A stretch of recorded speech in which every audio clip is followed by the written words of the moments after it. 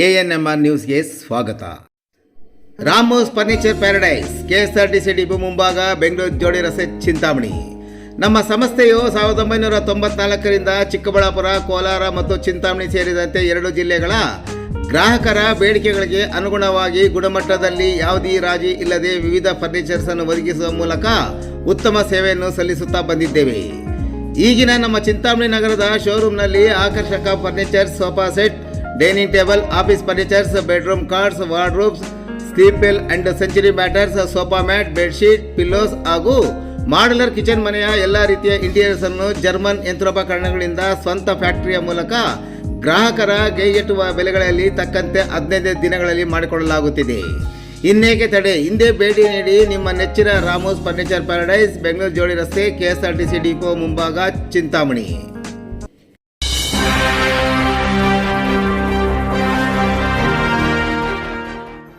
ಮಲಗಿದ್ದ ಮಗುವನ್ನು ಮರೆತು ಕಾರಲ್ಲೇ ಬಿಟ್ಟು ಹೋದ ತಾಯಿ, ನೆರೆಹೊರೆಯವರು, ಸಾರ್ವಜನಿಕರು ಮಗುವಿನ ರಕ್ಷಣೆ.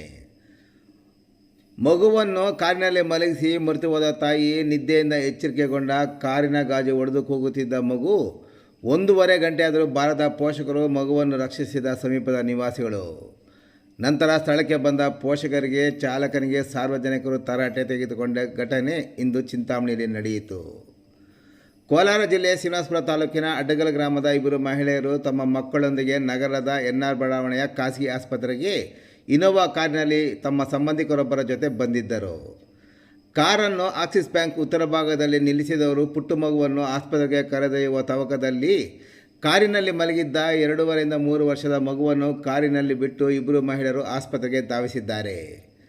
ಧಾವಿಸುವಾಗ ಮಹಿಳೆಯರು ಸೀಟಿನ ಹಿಂಭಾಗದಲ್ಲಿ ಮಗು ಮಲಗಿರುವುದನ್ನು ಕಾರು ಚಾಲನೆ ಮಾಡಿಕೊಂಡು ಬಂದವನ ಗಮನಕ್ಕೆ ತಾರದೆ ಆಸ್ಪತ್ರೆಗೆ ಧಾವಿಸಿದ್ದಾರೆ.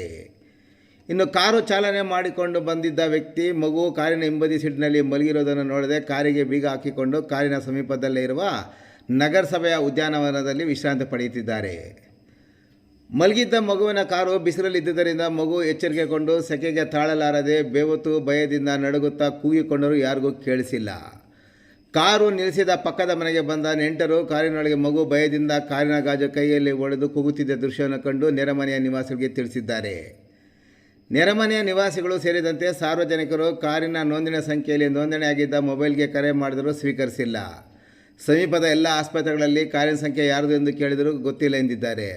ಇನ್ನು ಖಾಸಗಿ ಆಸ್ಪತ್ರೆಯಲ್ಲಿದ್ದ ಮಹಿಳೆಯರಿಗೆ ಕಾರಿನ ಬಗ್ಗೆ ಸಾರ್ವಜನಿಕರು ಕೇಳಿದರೂ ಅವರಿಗೆ ಜ್ಞಾಪಕ ನಂಬರ್ ಬಂದಿಲ್ಲ.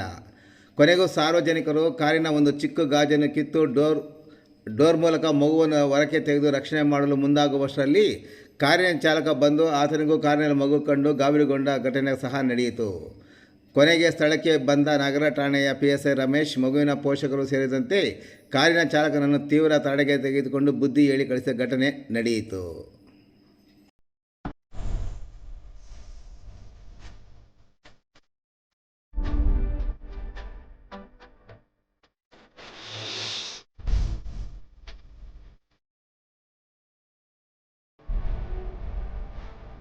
विद्या विद्या बुद्ध्या